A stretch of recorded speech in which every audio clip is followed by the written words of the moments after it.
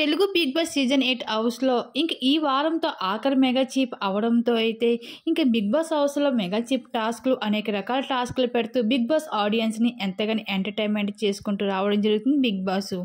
అయితే big boss హౌస్లో mega chief task ఇంకా చాలా హోరాహోరుగా కొనసాగుతుంది. అయితే ప్రతి టాస్క్లో ఎక్కువ స్కోర్ గెలిచిన వాళ్ళే మెగా చీఫ్ అవడం అయితే జరుగుతుంది.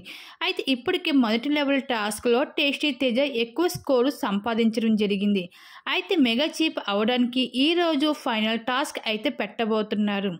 అయితే ఈ టాస్క్లో ఎక్కువ స్కోర్ గెలిచిన వాళ్ళే మెగా చీఫ్ అవడం జరుగుతుంది అంటూ బిగ్ బాస్ అయితే తెలియజేసుకుంటూ రావడం జరిగింది.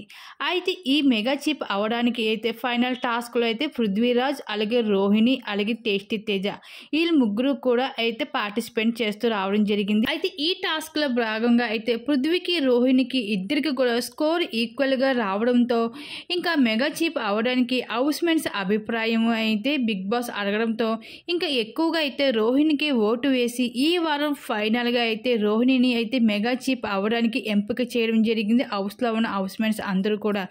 ఇంకా ఈ విధంగా అయితే బిగ్ బాస్ హౌస్లో అయితే ఇంకా ఆఖరిగా అయితే రోహిణి అయితే మెగా చీఫ్ అవ్వడం జరిగింది.